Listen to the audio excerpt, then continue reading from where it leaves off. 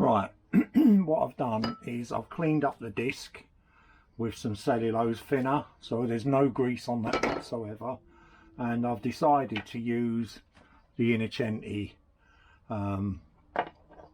brake pads, disc pads. Right, so what we need to do now is start building this part of the hub up, and I don't want any grease on there, so stick that on there.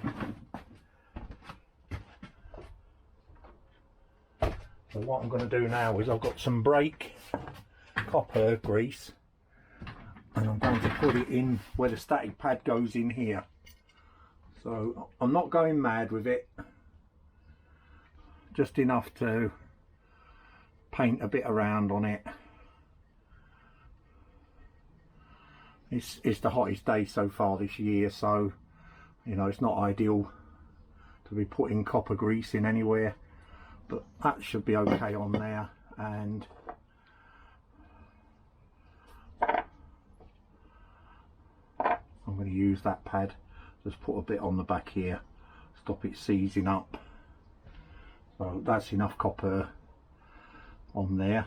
So what we do is slide it in from inside here and across. It goes in the hole like that. And what I do not want is any grease on that surface whatsoever. So I'm wiping any grease off from here, from inside, and push that static pad home, basically like so. So clean all around it so that it's spotless. Basically, you don't want any grease anywhere, because that's your surface, basically what you're relying on to grip your disc brake. So what we need to do now is get our disc, and you notice it's got two different ways. It can go that way or that way. You notice it only fits in one way, which is that way. So the raised piece to you, and I need to get rid of the grease off of here again, and I can put that rag down there and put that in there again. Right, so this is my other pad. I'm not touching anything to do with anything with that yet. I'm going to go and get the hub now. This is where it becomes fun.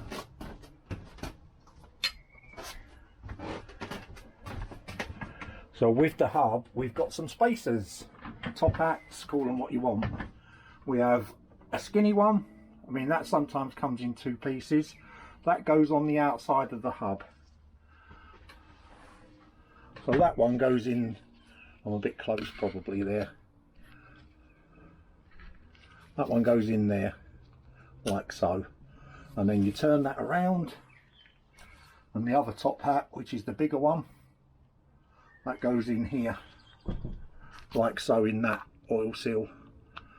And that is basically, it's built now, ready to take the disc. So what we need to do is, if I can show you like that, we need to get the disc on these 3 pins without getting any grease on anywhere. So that's pretty straightforward there. What you can actually do is stick the axle in. The axle's got a lip that goes on this side, the speedo side, and of course this happens to be tight. I'm going to have to give that a little tap.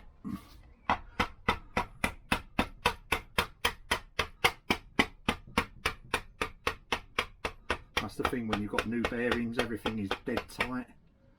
So I'm quite happy that won't fall off now. And what I can do is turn it round this way and try and line up the disc, without it falling out of course, the disc pins. What I can do is move this stuff and put it down that way. Move the copper grease out of the way.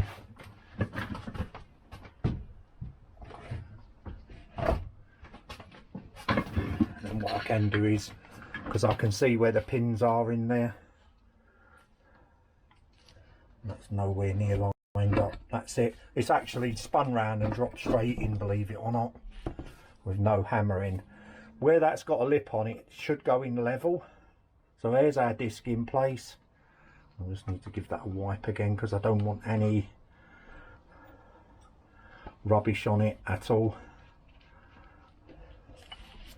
And then all we need to do is put our nut on this side and tighten her up.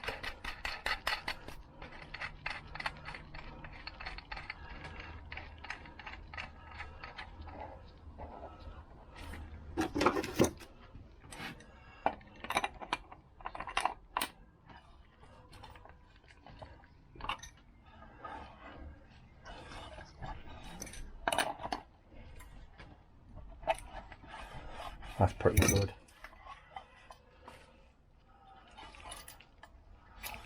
That is pretty good actually, turning nice and free. What you can actually do, and what some people do, is turn it over and just use, you know, a nylon or wooden drift on the disc just to make sure it's tacked home. So spin that around a bit. In fact, it looks like that's what someone's done before when they built this before. There you go. That'll do nicely. So our disc is on the pins properly now, level, and we've got a turning. That should ease up lovely.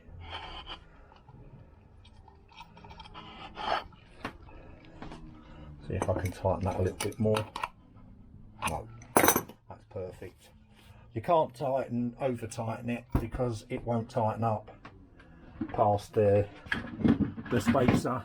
If you're strong enough to bend the spacer, then great respect to you, because you must be Hercules basically. So I'm just going to give this a bit of a wipe over, nice and clean. As you can see, it spins. It will make a bit of a noise at the moment because only one pad's in, so it's not centralised, the disc's not centralised, and it should sit as it's doing. Considering these copy stuff, this is pretty good actually. I'm quite pleased with how that's fitted together. So what we need to do now is get our second pad and just put a bit of copper grease on that side.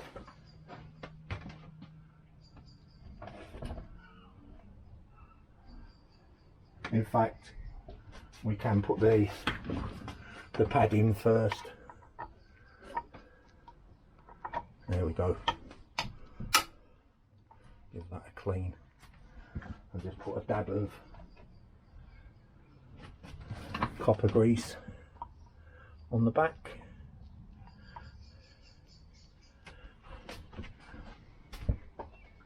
Give my hands a wipe again. And then we're ready to put on the master, or the slave cylinder actually, not the master. And the bleed valve should always be on the top. And we can take these out.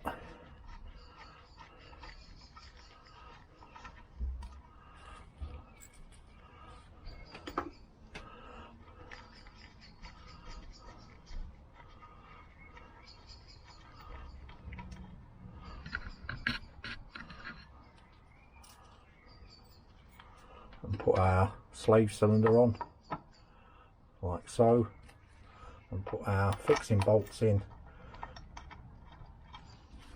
You could be over cautious and put some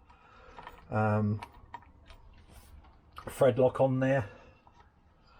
I'm not going to do that because I'm not using flat washers, I'm using spring washers, and these are all stainless steel anyway, so they are, wrong one, next one up, 6mm. They are super strong and very long. You know, I've got tons of thread going in there. And this is what I was saying with the offshoot part of the, where the banjo goes on here. Do I need it? Will it work straight out, slightly out?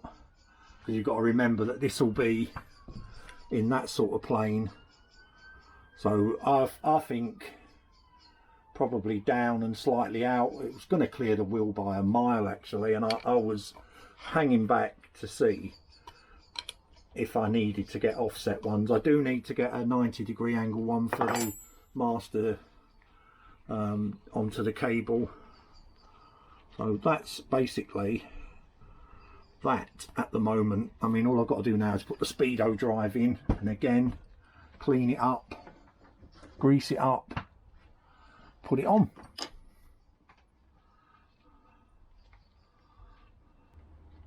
Like so. Feeder in here, and then we need to turn this around. See that taking that in, and then it should spin. Yes, which it is doing. Brilliant. So that I'm quite happy with that again. So what I need to do now is clean up the chrome shiny part. Hopefully I can't pick it up now. So I've greased that up, and I'm going to put that in like so. Need to turn it back actually. It pops up a bit that way, in it. There we go.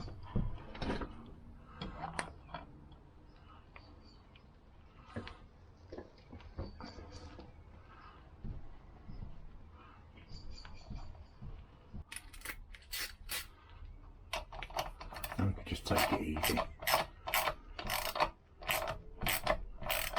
Again, this, because it's brand new, there's never been anything in here.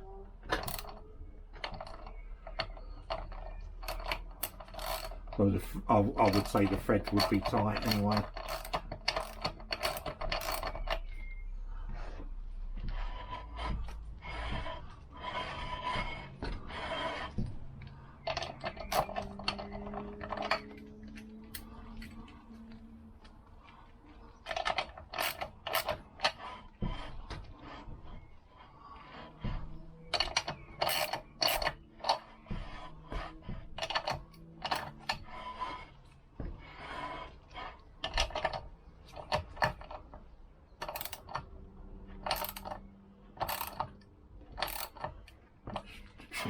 Really think that would be that tight, but you can see the grease is coming out of there.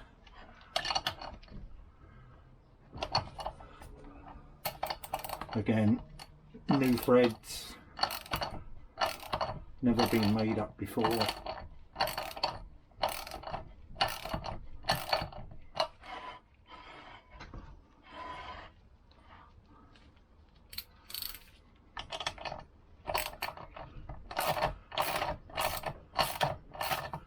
Going to go home this time.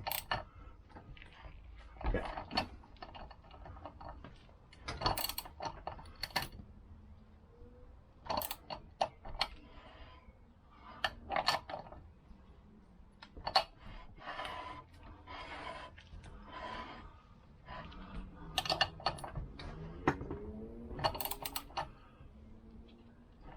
So,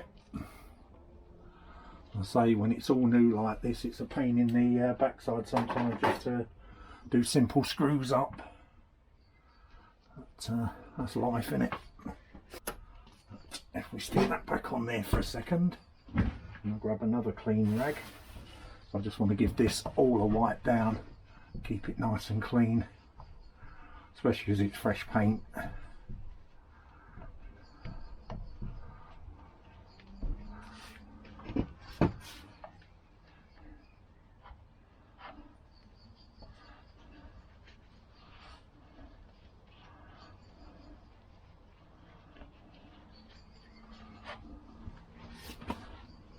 Just moving nice and freely, that.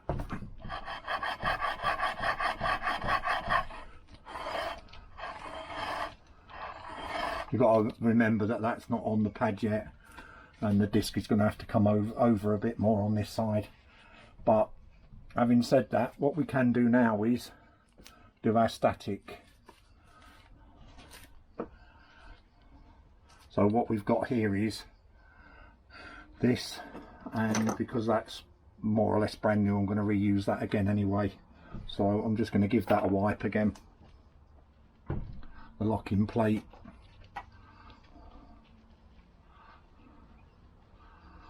and then we'll put that Allen bolt through it and that one in there. And what I'm going to do is, so you can see, just offer it up there. Right, so I've brought down the washer so it actually fits in this casing, and then you've got your grub screw which goes on your static pad, and then you've got a lock nut which is there. And again, I always like to have the digits facing you, and screw this in. You've got to bear in mind that it has to miss when this is rotating, otherwise it won't obviously spin. So what we're doing is we're moving a static pad, which is, I've got resistance now, so what we can do is move it so it locks, which is there, so that's not spinning, and then just turn it back about 1/8 of a turn like that, and it should spin. Yeah, see that? That's spinning now. What you need to do then is hold the Allen key in place while you do up the M13 or 13mm nut, and I normally do that with a spanner to start with, so I'll get a 13mm spanner from my rack. And we've got our Allen key here, so what we need to do is hold that in place while we do up the nut. So hang on a minute. Yeah, somewhere like that.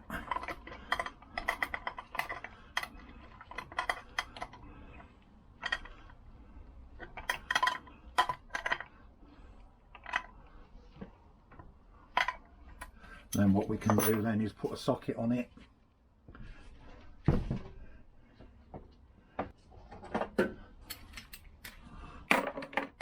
Tighten her up tight as you can get it. That should turn. Oh, yeah, I mean, it's a little bit tight to be honest, but that will give. I'll probably just undo that a tad.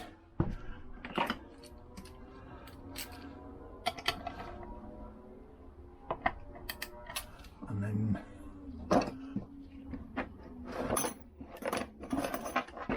move that back. That's it. Spinner again.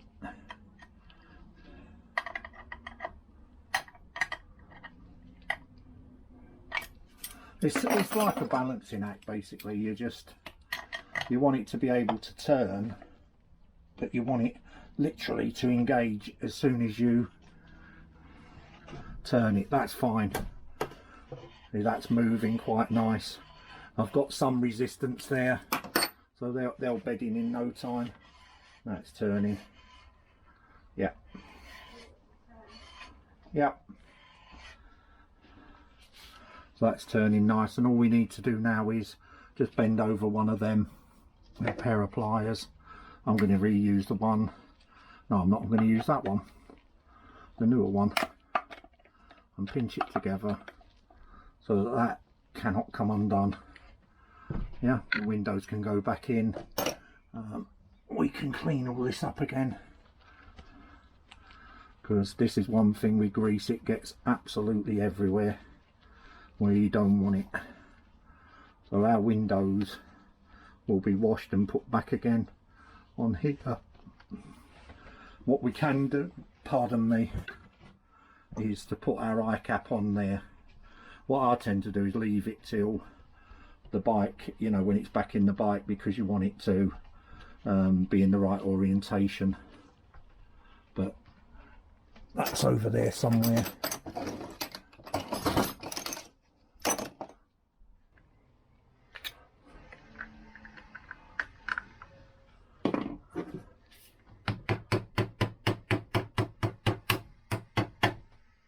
It's definitely in on the back.